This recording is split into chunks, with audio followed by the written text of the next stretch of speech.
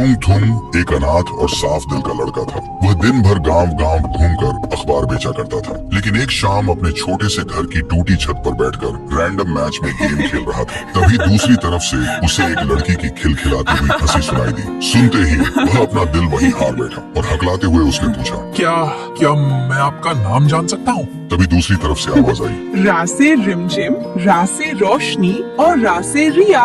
और तुम? थुंग थुंग शर्मा के बोला। द से थोड़ा सीधा, द से थोड़ा शर्मीला और द से थुंग थुंग। इतना सुनते ही रिया जोर से खिलखिलाकर हंस पड़ी और उस दिन के बाद दोनों दोस्त बन गए। लेकिन थुंग थुंग की बातों की सच्चाई और उसके सीधेपन ने रिया का दिल जीत लिया और देखते ही देखते दोस्ती मोहब्बत में बदल गई। दोनों मीलों दूर थे पर दिल हमेशा करीब थे। पर एक दिन रिया रोते हुए बोली, थुंग थुंग, बस अब और इंतजार नहीं होता, मुझे अपने पास ले चलो ना, मैं तुम्हारे बिना और जी नहीं सकती। रिया की ये बातें थुंग थुंग के दिल में सीधे उतर गईं। लेकिन फोन रखते ही उसे अपनी असलियत नजर आ गई। उसके पास न अच्छा घर था न नौकरी। तभी उसने खुद से ही कसम खा ली, मैं अपनी रिया को एक दिन रानी बनाकर ही लाऊंगा। और उस दिन के बाद वह सुबह होने से पहले ही अखबार बांटने निकल जाता और आधी रात तक बिना रुके मजदूरी करता। लेकिन इस दिन रात की मेहनत का असर उनके रिश्ते पर पड़ने लगा। अब थुंग थुंग के पास रिया से बात करने का वक्त ही नहीं बचता था। इसलिए रिया को लगने लगा थुंग थुंग उसे नजरअंदाज कर रहा है। फिर एक शाम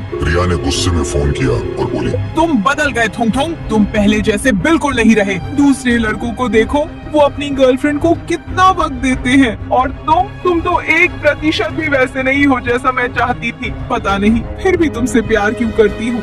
इतना कहते ही रिया ने गुस्से में फोन काट दिया और उसी पल थुंग थुंग का दिल छलनी हो गया। वह वहीं टूटकर बैठ गया और खुद से पूछने लगा, मैंने क्या गलती की? मैं तो सिर्फ उसके सपने पूरे करना चाहता था, फिर मेरे साथ ही ऐसा क्यों हुआ?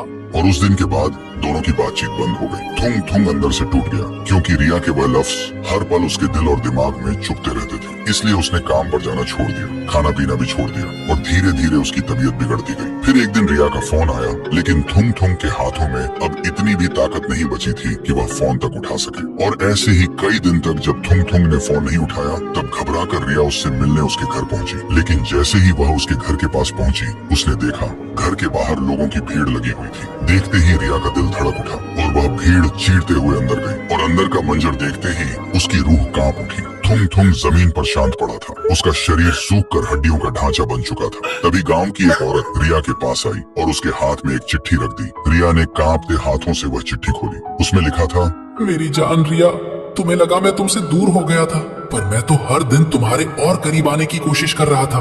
काश तुम मेरी खामोशी समझ पाती। मेरी पूरी दुनिया सिर्फ तुम ही थी। खुश रहना, तुम्हारा थुंग थुंग।